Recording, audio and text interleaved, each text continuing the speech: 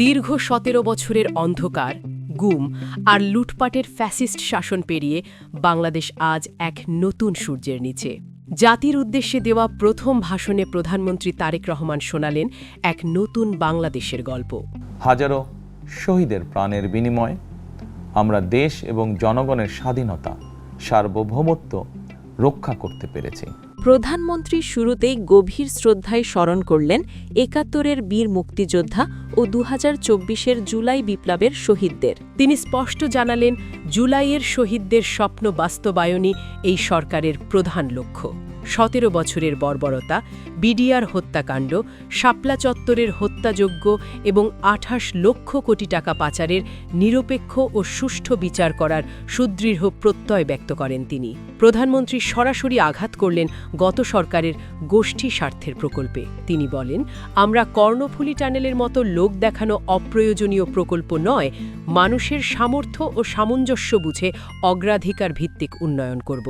Garments শ্রমিকদের ভাগ্য উন্নয়ন এবং সারা দেশে রপ্তানিমুখী শিল্প গড়ে তুলতে বেসরকারি উদ্যোক্তাদের জন্য বিশেষ প্রণোদনা বা ইনসেন্টিভের ঘোষণা দেন তিনি। বাহিনীগুলোকে দলীয়করণ মুক্ত করার ঘোষণা দিয়ে তিনি বলেন, পুলিশ আর কোনো দলের অনুসারী হবে না, তারা হবে জনগণের সেবক। বিজিবি ও আনসার বাহিনীকে ঢেলে সাজানোর পাশাপাশি সশস্ত্র বাহিনীকে একটি আধুনিক ও দক্ষ ফোর্স হিসেবে গড়ে তোলার পরিকল্পনা জানান প্রধানমন্ত্রী। দলীয় কিংবা রাজনৈতিক প্রভাব, প্রতিপত্তি অথবা জোর জবরদস্তি নয়, আইনের শাসনই হবে রাষ্ট্র পরিচালনার শেষ কথা। কৃতজ্ঞতা জানান অন্তর্বর্তী সরকারকে, যারা ধ্বংসপ্রাপ্ত অর্থনীতিকে স্থিতিশীল পর্যায়ে রেখে গেছেন। পররাষ্ট্রনীতিতে তারেক রহমানের বার্তা ছিল অত্যন্ত স্পষ্ট। তিনি বলেন, বাংলাদেশ কারো জাতীয় স্বার্থে আঘাত করবে না, তবে নিজের স্বার্থবিরোধী কোনো কর্মকাণ্ডও মেনে নেবে না।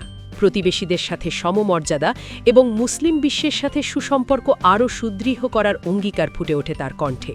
আই হ্যাভ আ প্ল্যান, এই দর্শনে তিনি শিক্ষা, স্বাস্থ্য ও বেকার সমস্যার সমাধানের রোডম্যাপ তুলে ধরেন। সম্মান এবং স্বচ্ছতার সঙ্গে টিকে থাকতে হলে আমাদেরকে কোনো না কোনো একটি বিষয় বা কাজে পারদর্শী হতে হবে। কর্মসংস্থান এবং কর্মপরিবেশ নিশ্চিত করার সুনির্দিষ্ট অঙ্গীকার নিয়ে বর্তমান সরকার যাত্রা শুরু করেছে। দুর্নীতির মূলোৎপাটন করতে তিনি ঘোষণা দেন, প্রধানমন্ত্রী ও মন্ত্রীরা তাদের সম্পত্তির হিসাব ও ট্যাক্স রিটার্ন জনসমক্ষে প্রকাশ করে সততার নজির সৃষ্টি করবেন। পরিশেষে তিনি সকল ভেদাভেদ ভুলে নতুন বাংলাদেশ গড়তে বিরোধী দলসহ দেশবাসীকে ঐক্যবদ্ধ হওয়ার উদাত্ত আহ্বান জানান। তারেক রহমানের এই ভাষণ কি পারবে একটি সমৃদ্ধ ও মানবিক বাংলাদেশ গড়তে? সময় এখন আগামীর। দল, মত, ধর্ম, দর্শন যার যার, রাষ্ট্র সবার। এই দেশে, এই রাষ্ট্রে একজন বাংলাদেশী হিসাবে আপনার, আমার, আমাদের প্রতিটি বাংলাদেশী নাগরিকের অধিকার সমান।